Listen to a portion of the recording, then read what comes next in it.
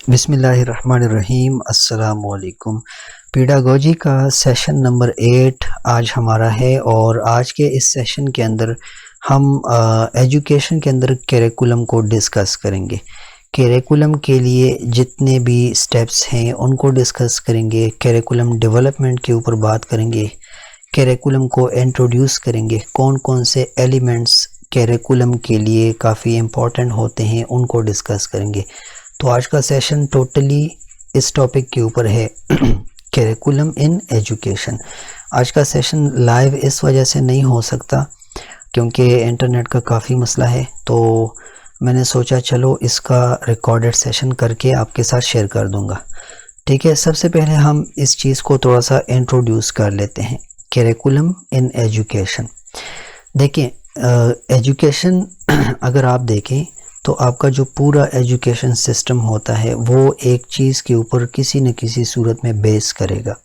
उसकी बुनियाद किसी चीज़ के ऊपर होगी और वो चीज़ क्या है, वो है असल में करिकुलम। यहाँ पर लिखा है आपके सामने, curriculum is the backbone of education. रीढ़ की हड्डी है। एजुकेशन आप प्रोवाइड करना चाहते हैं, बच्चों को एजुकेट करना चाहते हैं, आपके साथ करिकुलम नहीं है तो आप कैसे करेंगे। तो इसलिए यहाँ पर लिखा है कि it is the backbone of education. Clear हो गया।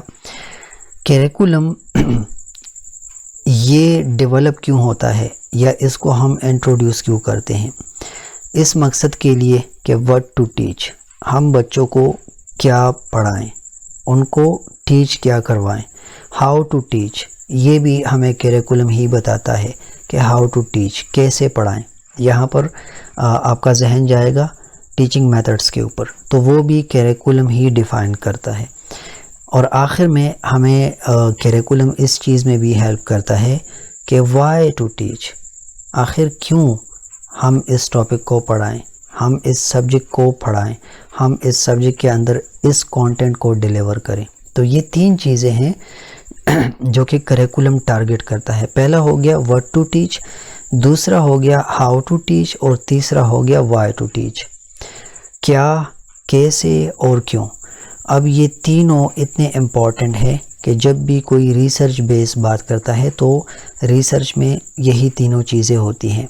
तो आप ऐसा समझ लें कि करिकुलम एक प्रॉपर रिसर्च चीज़ है, ठीक है, जिसके ऊपर अच्छा खासा रिसर्च हो चुका हो। ये इसकी इंट्रोडक्शन के हवाले से पॉइंट्स आपको दिए, इनको आपने याद रखना है। पहला हो गया कि ये एजुकेशन के लिए काफ़ी इम्पॉर्टेंट है, it is the backbone of any education system. Clear हो गया। इसके अलावा करिकुलम ये चीज़ डिसाइड करता है कि what to teach, how to teach and why to teach, क्यों पढ़ाया जाए, कैसे पढ़ाया जाए और क्या पढ़ाया जाए। इन चीज़ों को डिसाइड करता है करिकुलम। अगर किसी एजुकेशन सिस्टम के अंदर करिकुलम डिफ़ाइन ना हो, एक प्रॉपर करिकुलम ना हो, तो वहाँ पर टीचिंग का मतलब, वहाँ पर टीचिंग का मकसद क्या होगा, वो एक बेमानी चीज़ होगी, उसका कोई मकसद नहीं होगा। यहाँ पर एक टर्म लिखा है एमलेस। एमलेस मतलब उसका कोई फ़ायदा, कोई मकसद नज़र नहीं आएगा जहाँ पर करिकुलम नहीं होगा। करिकुलम के बग़ैर आप ऐसा कंसिडर कर लें कि आपका एजुकेशन सिस्टम चल ही नहीं सकता। कोई भी एजुकेशन सिस्टम करिकुलम के बग़ैर आगे नहीं जा सकता। करिकुलम के बग़ैर टोटल जो एजुकेशन है वो एक अनऑर्गेनाइज्ड फॉर्म में आपको मिलेगा, और जो चीज़ आपको अनऑर्गेनाइज्ड फॉर्म में मिले वो एक गलत चीज़ होगा, उसके एम्स नहीं होंगे, उसके ऑब्जेक्टिव्स नहीं होंगे, वो क्लियर नहीं होगा। तो ये सारा जो डिस्कस किया, ये करिकुलम की इम्पोर्टेंस को भी टारगेट करता है और इंट्रोडक्शन को भी ये क्लियर करता है। क्लियर हो गया। सेकंड आपका टॉपिक है कंसेप्ट ऑफ करिकुलम। इसका कॉन्सेप्ट क्या है, ठीक है, इसको समझना है। डेफिनीशन के अंदर दो पॉइंट्स लिखे हैं, एक है ट्रेडिशनल व्यू, दूसरा है मॉडर्न व्यू। पहले जो करिकुलम को लोग समझते थे उनका ये ख्याल होता था, ट्रेडिशनल की बात कर रहे हैं, ठीक है, कि करिकुलम आपके साथ एक सिलेबस होता है या लिस्ट ऑफ सब्जेक्ट्स होता है और सब्जेक्ट्स के अंदर कोई कंटेंट होता है, ये पहले ख्याल किया जाता था। आजकल करिकुलम को ऐसे कंसिडर नहीं किया जाता। जैसे पहले ज़माने में किया जाता था। आजकल चूँकि मॉडर्न एरा है तो करिकुलम को ऐसा देखा जाता है कि टोटल लर्निंग की जो एक्सपीरियंसेस हैं, ठीक है, चाहे वो क्लासरूम के अंदर है चाहे वो क्लासरूम के बाहर है। सो अंदर और बाहर क्लासरूम के जितने भी एक्सपीरियंसेस हैं उसको करिकुलम कहते हैं, ठीक है। दो तरह से करिकुलम को देखा जा सकता है। एक हो गया ट्रेडिशनल व्यू, जिसमें सिर्फ एक लिस्टिकल फॉर्मेट में बंदा देख ले कि ये सिलेबस है, ये सब्जेक्ट है, ये सब्जेक्ट के अंदर कंटेंट है। दूसरा, क्लासरूम के अंदर भी क्लासरूम के बाहर भी टोटल जो लर्निंग की एक्सपीरियंसेस होती हैं, ठीक है, एक व्यू इसका दूसरा ये है। क्लियर हो गया। एग्जांपल आप देख लें। ट्रेडिशनल एक एग्जांपल आपको दिया है कि लेट सपोज मैथ का सिलेबस हो गया, तो अब ट्रेडिशनल व्यू इसका कैसे होता था कि बंदे के सामने ये लिखा होता कि अलजेब्रा पढ़ना है, ज्योमेट्री पढ़नी है, अरिथमेटिक्स पढ़ने हैं। क्लियर हो गया। ये इसका ट्रेडिशनल एक व्यू था। एग्जांपल आपको यहाँ पर दी जा रही है। मॉडर्न व्यू इसका क्या बनेगा? लेट सपोज ऊपर हमने ट्रेडिशनल फॉर्मेट के साथ मैथ का सिलेबस डिस्कस किया। अब नीचे वही करिकुलम मैथ के लिए हम डिफ़ाइन करना चाहते हैं, तो हम कैसे डिफ़ाइन करेंगे? यानी सिलेबस भी यहाँ पर आ गया, हमें टॉपिक्स मिल गए, साथ में मैथमेटिकल जो प्रैक्टिकल वर्क होता है, लैब वर्क जो होता है वो भी, उसके अलावा कोई प्रोजेक्ट्स उसके ऊपर अगर हों तो वो भी, साथ में उसी टॉपिक उसी सिलेबस के अंदर कोई कंपटीशन हो या उसके कोई प्रैक्टिकल एप्लीकेशंस हो। तो मॉडर्न व्यू इस तरह पर होता है। ये दो आपको एग्जांपल दिए। ऊपर जो हमने कंसेप्ट में दो चीज़ें डिस्कस की कि एक इसका ट्रेडिशनल व्यू है, पुराने ज़माने में इसको कैसे देखा जाता था, और एक इसका है मॉडर्न व्यू, ठीक है। तो दो एग्जांपल आपको ये दोनों समझाने के लिए दे दिए। आई थिंक इसमें कोई मसला नहीं होगा। काफ़ी थ्योरेटिकल टर्म्स हैं यहाँ पे। किसी भी करिकुलम के जो कैरेक्टरिस्टिक्स होते हैं वो क्या होते हैं? देखें, सबसे पहला है प्लान्ड। जितना भी करिकुलम होता है किसी भी एजुकेशन सिस्टम के अंदर वो प्लान्ड होता है, वो कोई रैंडम चीज़ नहीं होती, प्लान्ड चीज़ें होती हैं। ऊपर हमने डिस्कस किया कि अगर किसी एजुकेशन सिस्टम के अंदर करिकुलम ना हो तो वहाँ टोटल एजुकेशन जो होगा वो अनऑर्गेनाइज होगा। तो जब करिकुलम आएगा, करिकुलम वहाँ पर होगा तो वो एक प्लान चीज़ होगा, वो एक फॉर्मेट में होगा, एक ऑर्गेनाइज फॉर्मेट के साथ आएगा, ठीक है। तो पहला पॉइंट इसकी जो कैरेक्टरिस्टिक्स हैं उसमें पहला पॉइंट ये हो गया कि करिकुलम आपका प्लान्ड होता है, कोई रैंडम चीज़ नहीं होती, मतलब कि उठा लिया और बच्चों को पढ़ा दिया और बात ख़त्म, ऐसे नहीं होता। प्रॉपर इसको प्लान किया जाता है। पहले इसकी फिजिबिलिटी चेक की जाती है, लेवल चेक किया जाता है कि ये टॉपिक इस लेवल का है या नहीं है। फिर उसके बाद उसको क्लासरूम में रियल सिनेरियो के अंदर उसको एक्सपीरियंस किया जाता है। उसके बाद उसके ऊपर असेसमेंट, एवेल्युएशन जो हमने प्रीवियस लेक्चर में डिस्कस की वो काम होता है। फिर उसके बाद देखा जाता है कि क्या यहाँ पर कुछ इम्प्रूवमेंट्स लाने चाहिए या नहीं लाने चाहिए, उन चीज़ों को देखा जाता है। तो अगर आप देख लें ये सारी चीज़ें एक प्रॉपर प्लान फॉर्म में होती हैं, ठीक है। इसलिए यहाँ पर लिखा है कि करिकुलम आपका एक प्लान्ड टर्म है, ठीक है, प्लान होता है करिकुलम टोटल। सेकंड आप देख लें, करिकुलम इज़ कॉम्प्रिहेंसिव। इसमें सब कुछ आएगा, एकेडमिक्स भी आएंगे, को करिकुलर एक्टिविटीज़ भी आएंगी, और इसके अलावा बच्चों के जो हिडन लर्निंग्स होते हैं वो भी इसके अंदर आते हैं। क्लियर हो गया। ये एक डिटेल आपको प्रोवाइड करेगा, एक कॉम्प्रिहेंसिव चीज़ होता है करिकुलम। क्लियर हो गया। सेकंड ये इसकी कैरेक्टरिस्टिक है। थर्ड देख लें, करिकुलम डायनेमिक होता है। अगर आज भी हम अपने बच्चों को कंप्यूटर ना पढ़ाएं, अपने करिकुलम के अंदर कंप्यूटर का टॉपिक ना समझाएं, तो इसका मतलब हमारा करिकुलम जो है वो डायनेमिक नहीं है, क्योंकि हमने यहाँ पर सोसाइटी की जो नीड्स हैं उनको इग्नोर किया।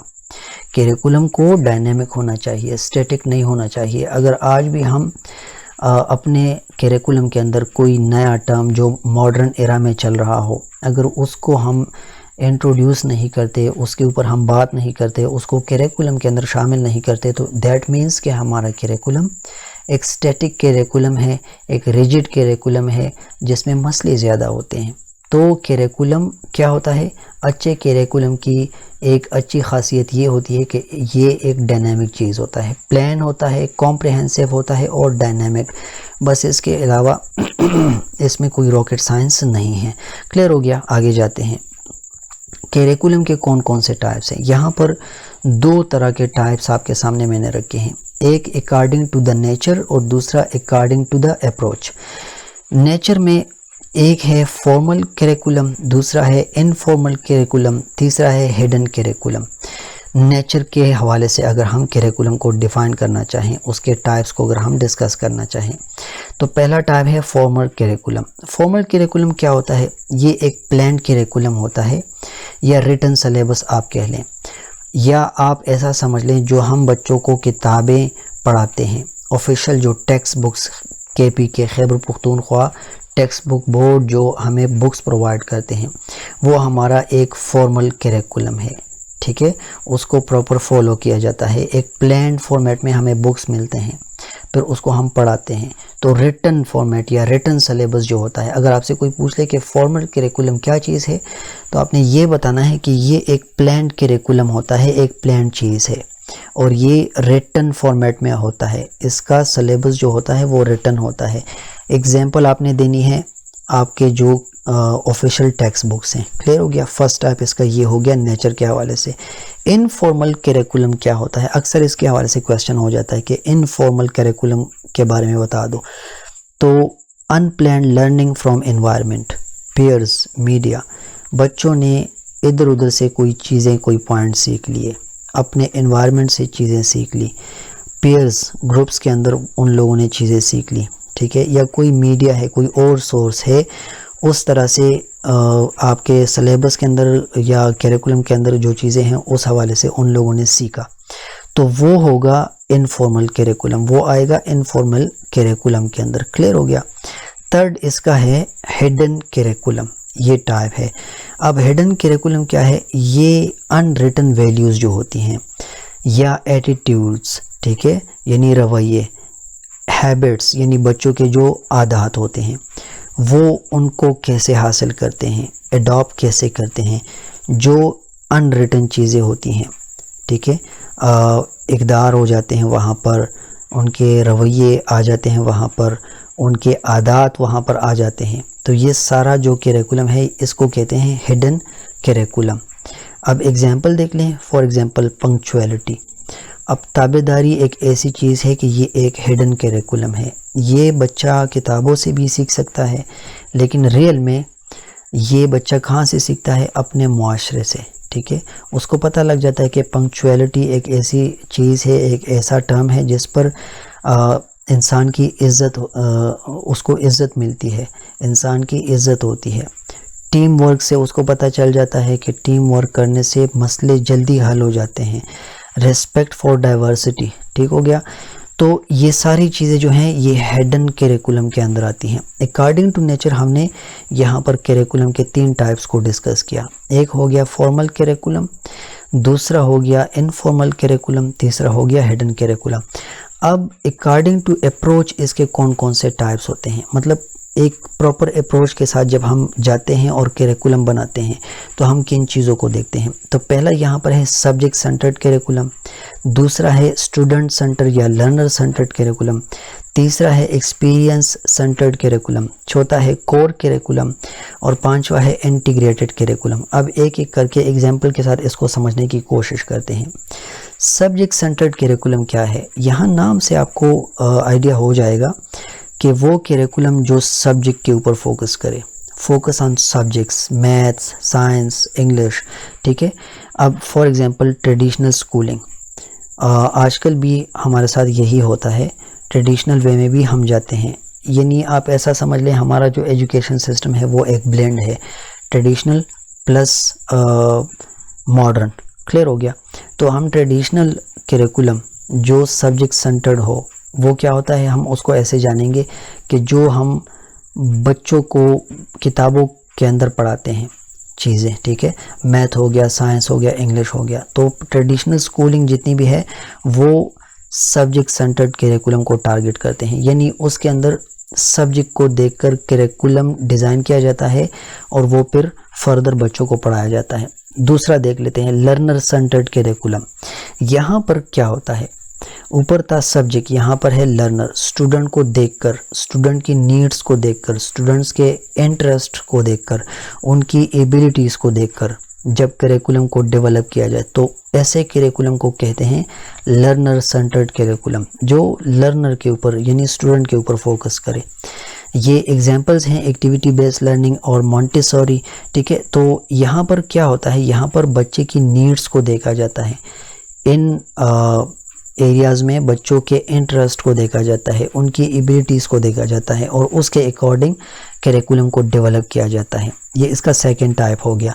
थर्ड अप्रोच का जो टाइप है थर्ड, वो है एक्सपीरियंस सेंटर्ड करिकुलम। देखें, ये जो लर्निंग होती है, मतलब जो एक्सपीरियंसेस से, एक्टिविटीज़ से, प्रोजेक्ट से या रियल लाइफ की जो सिचुएशंस होती हैं उनसे जो लर्निंग होती है, उनके लिए जब करिकुलम को डेवलप किया जाए तो ऐसे करिकुलम को क्या कहते हैं, ऐसे करिकुलम को कहते हैं एक्सपीरियंस सेंटर्ड करिकुलम। इसमें कोई ज़्यादा रॉकेट साइंस नहीं है, नाम को देखकर ही आपको पता लगेगा कि कौन सा करिकुलम है और इसको कैसे डिज़ाइन किया जाता है, किन चीज़ों को देखकर। तो एक्सपीरियंस सेंटर्ड करिकुलम को डिज़ाइन करते वक्त कौन सी चीज़ों को ज़्यादा टारगेट में रखा जाता है, ज़्यादा फोकस किन चीज़ों के ऊपर होता है, एक्टिविटीज़ के ऊपर, प्रोजेक्ट्स के ऊपर, रियल लाइफ सिचुएशंस के ऊपर, रियल लाइफ टास्क्स के ऊपर, ठीक है। तो ऐसे करिकुलम को हम कहते हैं एक्सपीरियंस सेंटर्ड करिकुलम। चौथा इसका डिस्कस कर लेते हैं core curriculum. Some subjects are compulsory for all. आपने देखा होगा आपका जो एजुकेशन सिस्टम है वहाँ पर आपके लिए कुछ सब्जेक्ट्स लाजमी होते हैं, जैसे कि इस्लामियात लाजमी, उर्दू लाजमी, इंग्लिश कंपल्सरी। तो ऐसे सब्जेक्ट्स, ठीक है, इनके लिए जो करिकुलम डिज़ाइन होता है उसको बोलते हैं कोर करिकुलम। क्लियर हो गया, कोई मुश्किल नहीं है इसमें, like languages, like science, like social studies. तो ऐसे करिकुलम को कोर करिकुलम कहते हैं। इंटीग्रेटेड करिकुलम क्या चीज़ है, इंटीग्रेटेड करिकुलम को समझ लें, कंबाइंस सब्जेक्ट्स इनटू थीम्स और units. Example theme environment include science, geography, literature, art. अब इंटीग्रेटेड करिकुलम को जब डेवलप किया जाता है, इसको जब बनाया जाता है तो एक ख्याल जहन में होता है, एक थीम जहन में होता है। यहाँ पर एग्जांपल गिवन है एनवायरनमेंट। तो अगर एनवायरनमेंट के लिए मैं करिकुलम को डिज़ाइन करूँगा, डेवलप करूँगा, तो मैं उसमें साइंस को भी देखूंगा, मैं उसमें जियोग्राफी को भी देखूंगा, लिटरेचर और आर्ट्स के हवाले से भी उसको टच करूंगा। तो ऐसे करिकुलम को इंटीग्रेटेड करिकुलम कहते हैं। ये 5 टाइप्स थे अप्रोच के अकॉर्डिंग जो करिकुलम के टाइप्स होते हैं, ठीक है। तो हमने 2 चीज़ों को डिस्कस किया टाइप्स के अंदर, एक अकॉर्डिंग टू नेचर जिसमें फॉर्मल, इनफॉर्मल और हिडन करिकुलम आ गया। दूसरा हमने डिस्कस किया अकॉर्डिंग टू अप्रोच जिसमें subject centred, student centred, experience centred, core curriculum और आखिर में इंटीग्रेटेड करिकुलम को हमने डिस्कस किया, ठीक है। तो ये ऊपर जितना किस्सा आपको मैंने पढ़ाया, जो चीज़ें मैंने आपको समझाने की कोशिश की, ये था करिकुलम के टाइप्स के ऊपर, करिकुलम के इंट्रोडक्शन के ऊपर और करिकुलम के लिए जो एलिमेंट्स होते हैं। क्लियर हो गया। अब आते हैं और इस टॉपिक को थोड़ा सा डिफ़ाइन कर लेते हैं, करिकुलम डेवलपमेंट को। हमने ऊपर बात की कि जब हम करिकुलम डिज़ाइन करते हैं, या हमने बातों बातों में ये भी कहा कि करिकुलम को जब डेवलप किया जाता है, तो अब करिकुलम डेवलपमेंट असल में है क्या चीज़, इसकी मीनिंग को पहले समझ लें। करिकुलम डेवलपमेंट एक ऐसा प्रोसेस है जो टोटल सिस्टमेटिक है। यहाँ पर लिखा है सिस्टमेटिक प्रोसेस। जितने भी आपके लर्निंग आउटकम्स हैं, ऑब्जेक्टिव्स हैं, गोल्स हैं, उनको सिस्टमेटिक तरीके से, ठीक है, प्लान करना, डिज़ाइन करना, उनको इम्प्लीमेंट करना और आखिर में जो लर्निंग हो चुकी है उसको एवेल्युएट करना, इस पूरे प्रोसेस को कहते हैं करिकुलम डेवलपमेंट। ऐसा नहीं होगा कि हम बस एक लिस्ट बना लेंगे, कहेंगे कि ये हमारा सिलेबस है इस सब्जेक्ट के लिए और बात ख़त्म, बस बच्चों को ये पढ़ाएं और आगे कुछ नहीं। इन सारी चीज़ों को एक सिस्टमेटिक अप्रोच के साथ देखा जाता है, एक सिस्टमेटिक अप्रोच के साथ इनको आगे लेके जाते हैं।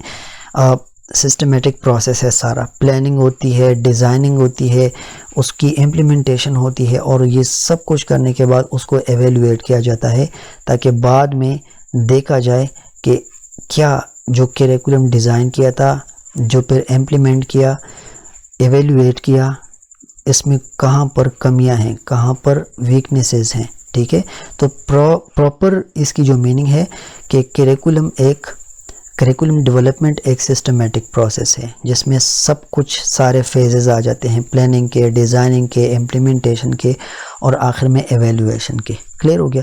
अब एवेल्युएशन हमने प्रीवियस सेशन के अंदर पढ़ा कि एवेल्युएशन क्या चीज़ है। क्लियर हो गया। करिकुलम डेवलपमेंट के अंदर यानी जब हम करिकुलम डेवलप करते हैं कौन कौन से स्टेप्स लिए जाते हैं। पहला है नीड्स असेसमेंट, देखा जाता है कि कौन कौन सी नीड्स हैं स्टूडेंट्स के। दूसरा है सेटिंग ऑब्जेक्टिव्स, अपने ऑब्जेक्टिव्स को डिफ़ाइन किया जाता है यहाँ पर। कंटेंट मतलब जो ऑब्जेक्टिव्स हमने डिफ़ाइन किए, अब उसके लिए कंटेंट को सेलेक्ट करना होता है, कंटेंट सिलेक्शन होती है, फिर ऑर्गेनाइज फॉर्म में वो कंटेंट रखा जाता है। 4 नंबर पर आप देख लें चूजिंग लर्निंग एक्सपीरियंसेस, ये 4 नंबर टाइप है, डिटेल में अभी इसको डिस्कस करेंगे। 5th नंबर है इम्प्लीमेंटेशन, इसको इम्प्लीमेंट करना है और आखिर में एवेल्युएट करना और फीडबैक उसके ऊपर लेना। ठीक है, तो ये वो सारे स्टेप्स हैं। अब एक एक करके इसको समझते हैं। नीड्स असेसमेंट क्या चीज़ है। यहाँ पर इस स्टेप के अंदर, इस फेज के अंदर ये देखा जाता है कि लर्नर यानी स्टूडेंट के जो नीड्स हैं, उसके जो सोसाइटल डिमांड्स हैं सोसाइटी के अकॉर्डिंग, वो कौन कौन से हैं, उनको आइडेंटिफाई किया जाता है इस फेज़ के अंदर। जब भी करिकुलम डिज़ाइन या डेवलप किया जाता है तो पहले नीड्स असेसमेंट की तरफ जाते हैं। क्लियर हो गया। For example adding computer science due to digital age, ऊपर मैंने बातों बातों में ये एग्जांपल दी भी आपको कि एक डिजिटल दौर है, मॉडर्न एरा है, तो हम अपने करिकुलम के अंदर एक सब्जेक्ट को इंट्रोड्यूस करते हैं, लेट्स सपोज कंप्यूटर। तो क्यों हमने ये किया, हमें पता लगा कि ये स्टूडेंट्स के नीड्स हैं, सोसाइटल डिमांड्स हैं उनके, तो ये पहला स्टेप होता है करिकुलम को डेवलप करने का। सेकंड स्टेप हमने बात की कि setting objectives, define what learners should achieve. अब हमने नीड्स असेसमेंट कर ली, हम अपना ऑब्जेक्टिव भी सेट करेंगे। सेकंड स्टेप के अंदर हमें ये डिफ़ाइन करना है कि स्टूडेंट क्या सीखेंगे, what they will learn. Clear हो गया।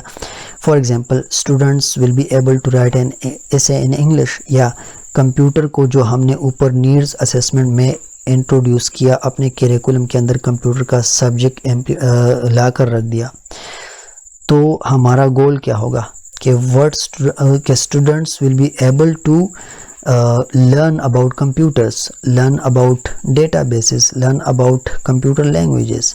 ठीक है, तो ये हमारे ऑब्जेक्टिव्स होते हैं। जितने भी SLOs स्टूडेंट्स लर्निंग आउटकम्स होते हैं, ये यहाँ पर ज़्यादा तौर पर यहाँ इस स्टेप के अंदर जो सेकंड स्टेप है, ऑब्जेक्टिव्स को जब हम सेट करते हैं यहाँ पर इनको देखा जाता है। कंटेंट सिलेक्शन एंड ऑर्गेनाइजेशन, ये थर्ड फेज है, इसका थर्ड स्टेप है। यहाँ पर जब ऊपर हमने नीड्स असेसमेंट की, नीड्स को हमने आइडेंटिफाई किया, फिर हमने उसके अकॉर्डिंग ऑब्जेक्टिव्स को भी सेट किया।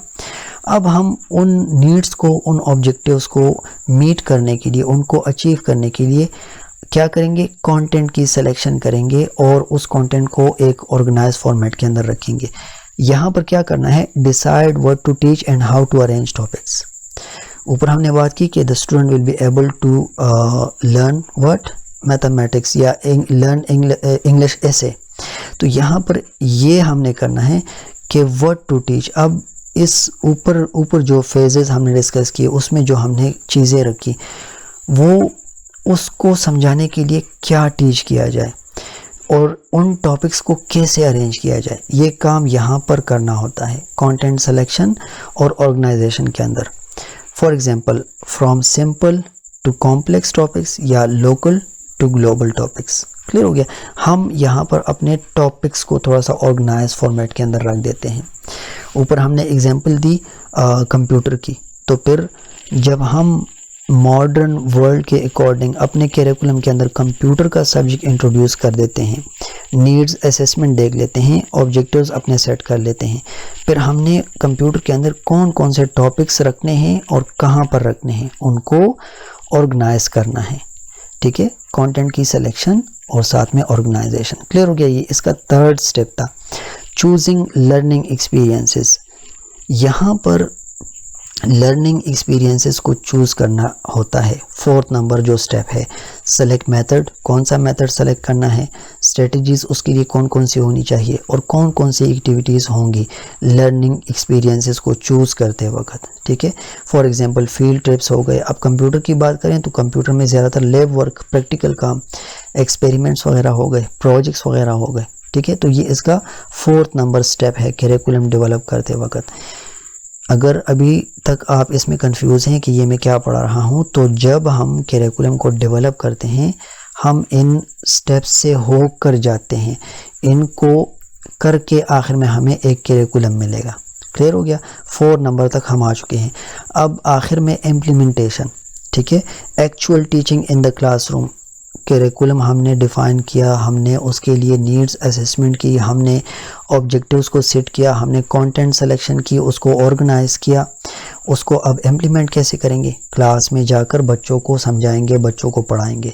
एक्चुअल जो टीचिंग है वो इस स्टेप के अंदर होती है, ये भी करिकुलम का हिस्सा है, ठीक है। करिकुलम डेवलपमेंट का फेज़ है ये 5th नंबर। और आखिर में 6 नंबर पर जो है एवेल्यूएशन एंड फीडबैक।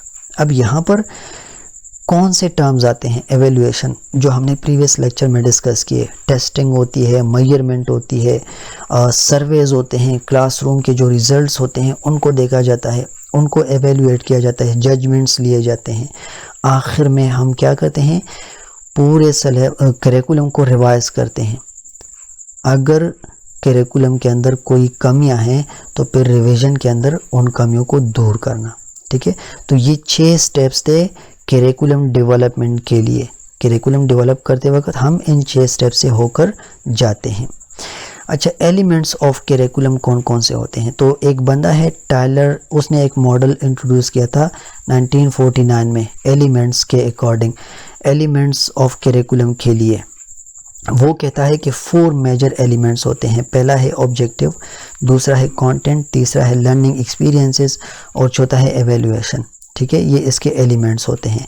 ऑब्जेक्टिव्स क्या हैं? ऊपर हमने डिफाइन किया कि व्हाट लर्नर्स विल अचीव या शुड अचीव, बच्चे क्या सीखेंगे, क्या सीखना चाहिए उनको, ये यहाँ पर ऑब्जेक्टिव्स, मतलब पहला एलिमेंट करिकुलम के लिए ऑब्जेक्टिव हो गया। Student will develop critical thinking, तो ये हमारा एक टारगेट है, हमारा एक गोल है। बच्चों के लिए ये एक ऐसे लो है, स्टूडेंट लर्निंग आउटकम है, हमारे लिए ये एक गोल है जिसको हमने हासिल करना होता है। पहला एलिमेंट क्या हो गया करिकुलम का? ऑब्जेक्टिव, ठीक है, कि जो हमने टारगेट रखा है माइंड के अंदर उसको अचीव करना। Content, subject matter. अब देखें, knowledge, facts, concepts to be taught, ये भी इसका एक एलिमेंट है। मतलब हम नॉलेज को देखते हैं, फैक्ट्स को देखते हैं, कॉन्सेप्ट्स जो हमने पढ़ाने हैं उनको देखा जाता है, ठीक है। Example in history. अब एग्जाम्पल देख लें, हिस्ट्री में अगर हम कोई हिस्ट्री का टॉपिक पढ़ा रहे हैं, कोई हिस्ट्री का सब्जेक्ट पढ़ा रहे हैं, तो हिस्ट्री के सब्जेक्ट में हमने ये बात कहीं ना कहीं पर बतानी है कि वर्ल्ड वॉर 2 के जो कॉजेज़ थे वो कौन कौन से थे, ठीक है। कंटेंट को स्पेसिफाई करना, ये भी करिकुलम का एलिमेंट है। कंटेंट यानी सब्जेक्ट मैटर। क्लियर हो गया? सेकंड इसका ये था एलिमेंट्स ऑफ करिकुलम। थर्ड इसका जो एलिमेंट है वो है learning experiences, activities and methods use to achieve the above objectives. वो सारे काम, वो सारे मेथड्स, वो सारे तरीके जो ऊपर हमने डिफाइन की कि ऑब्जेक्टिव्स ये हैं, कंटेंट ये है, उसके लिए जो जो एक्टिविटीज़ हम लेंगे, जो जो तरीके अपनाएंगे, वो यहाँ पर लर्निंग एक्सपीरियंसेस के अंदर आ जाती हैं। फॉर एग्जांपल ग्रुप डिस्कशन हो गया, डिबेट हो गया, रोल प्ले हो गया, तो ये सारे काम जब हम करेंगे तो हम अपने ऑब्जेक्टिव्स को अचीव करेंगे। क्लियर हो गया? ये थर्ड इसका जो एलिमेंट है वो है लर्निंग एक्सपीरियंसेस। आखिर में है 4th नंबर एवेल्यूएशन। ये भी करिकुलम का एक एलिमेंट है। Tools to check if the objectives are achieved. Evaluation से हमें क्या पता चलता है कि क्या जो हमने माइंड में रखा था, जो हमारे टारगेट्स थे, जो हमारे ऑब्जेक्टिव्स थे, जो हमारे लर्निंग आउटकम्स थे, वो अचीव हुए या नहीं हुए। ठीक हो गया। फॉर एग्जांपल, और एवेल्यूशन कौन कौन से टूल्स के थ्रू होती है? टेस्ट के थ्रू होती है, असाइनमेंट्स के थ्रू होती है, ऑब्जर्वेशंस के थ्रू होती है, क्लासरूम की एक्टिविटीज़ के थ्रू होती है। ठीक है, तो ये सारे जो पॉइंट्स थे ये थे टायलर्स मॉडल के अंदर 1949 में इस बंदे ने इंट्रोड्यूस किया था, और इसके अकॉर्डिंग 4 मेजर एलिमेंट्स होते हैं करिकुलम के लिए। क्लियर हो गया, इसमें कोई मुश्किल नहीं है। Example of classroom explanation. अब क्लासरूम एक्सप्लेनेशन को देख लें, इस एग्जाम्पल को। If objective is to develop communication skills. अगर देखें करिकुलम डिज़ाइन करना है यहाँ पर, अगर ऑब्जेक्टिव हमारा है कि कम्युनिकेशन स्किल्स की डेवलपमेंट हो जाए, तो कंटेंट हमारा क्या होगा? हम अपने करिकुलम के अंदर कौन सा कंटेंट रखेंगे? वोकैबुलरी का कंटेंट रखेंगे, साथ में ग्रामर का कंटेंट रखेंगे। लर्निंग एक्सपीरियंसेस, मतलब कौन कौन सी चीज़ें होंगी जो बच्चों को रियल टाइम पर एक्सपीरियंस करवा दें। डिबेट्स हो गए, प्रेजेंटेशन हो गए, बच्चा आएगा क्लास में कोई टॉपिक प्रेजेंट करेगा तो उसकी कम्युनिकेशन स्किल्स इम्प्रूव होगी। ग्रूम कब होंगी? जब वो इन चीज़ों को प्रेजेंट करेगा। एवेल्यूएशन, हम बच्चों से ओरल टेस्ट ले सकते हैं, या बच्चों के बीच में उनके दरमियान हम स्पीच कंपटीशन करवा सकते हैं। तो ये क्लासरूम के अंदर एक एक्सप्लेनेशन के लिए आपको एग्जांपल दी कि कैसे इसको क्लासरूम के अंदर किया जा सकता है। आखिर में आज के लेक्चर का कंक्लूजन देख लें। करिकुलम के हवाले से हमने डिस्कशन की, करिकुलम के एलिमेंट्स देखे, हमने करिकुलम डेवलपमेंट के अंदर जो जितने फेजेस थे उनको डिस्कस किया। Curriculum is more than just a syllabus. हमने ऐसा नहीं कंसिडर करना कि हमारा जो करिकुलम होता है ये बस एक छोटा सा सिलेबस होता है, या बड़ा भी कह लें, लेकिन सिलेबस से ज़्यादा होता है। It is the total plan of education. मैंने स्टार्ट में बात की कि ये एजुकेशन का बैकबोन है, तो ये एजुकेशन के लिए एक टोटल प्रॉपर प्लान होता है। ठीक है, एक अच्छे करिकुलम के अंदर ये 3 चीज़ें लाजमी होती हैं। रेलिवेंसी, ठीक है, वो रेलिवेंट होगा। लर्नर्स की जो डिमांड्स हैं, उसकी जो नीड्स हैं स्टूडेंट की, उनको इसे मीट करना चाहिए। इसको डायनामिक होना चाहिए। वक्त के साथ इसको अगर बदलने की ज़रूरत हुई तो हम इसको आसानी के साथ बदल सकते हैं। डायनामिक इसको होना चाहिए, इसको स्टैटिक नहीं होना चाहिए। दूसरा, इसको बैलेंस होना चाहिए। बैलेंस का मतलब इसको एकेडमिक्स के साथ साथ मॉरल वैल्यूज़, सोशल वैल्यूज़ और स्किल डेवलपमेंट को भी टारगेट करना चाहिए। सिर्फ किसी एक चीज़ को नहीं कि मतलब बच्चों ने बस चीज़ें पढ़ ली और बात ख़त्म। नहीं, इन सारी चीज़ों को करिकुलम के अंदर हमने ऐसे रखना है कि ये सारी चीज़ें बच्चों को पहुंच जाए। ठीक है, ये इसका कंक्लूजन हो गया। बाकी आज का लेक्चर मेरी तरफ से ख़त्म हो गया। ये समरी आउटलाइंस हैं। आपके साथ इसका प्रॉपर जो कंप्लीट PDF है वो मैं गूगल ड्राइव पर अपलोड कर दूंगा, आप लोग देख सकते हैं। ये था आज का हमारा सेशन नंबर 8। सेशन नंबर 9 में कल इंशाल्लाह आपसे बात होगी, और उम्मीद है कल हम लाइव आएंगे, लाइव सेशन करेंगे। ये वाला टॉपिक काफ़ी इंटरेस्टिंग टॉपिक था, लेकिन बदकिस्मती से इंटरनेट के इश्यूज़ हैं तो लाइव ना हो सका। मैं रिकॉर्डेड लेक्चर आपके साथ शेयर करूंगा, आप ये देख लें। इसके ऊपर कल कोई क्विज़ भी शेयर कर लूँगा, करिकुलम डेवलपमेंट के ऊपर, करिकुलम के जो एलिमेंट्स हैं उसके ऊपर, करिकुलम की जो नीड्स होती हैं उसके ऊपर, वो सब कुछ क्विज़ के अंदर टारगेट कर लूँगा। आप लोगों के साथ क्विज़ शेयर कर दूँगा, तो आपको ये भी आइडिया हो जाएगा कि करिकुलम के अंदर जो चीज़ें हैं उनके ऊपर MCQs कैसे आते हैं। ठीक है, तो इंशाल्लाह कल फिर आपसे सेशन नंबर 9 में मुलाकात होगी। अस्सलाम वालेकुम।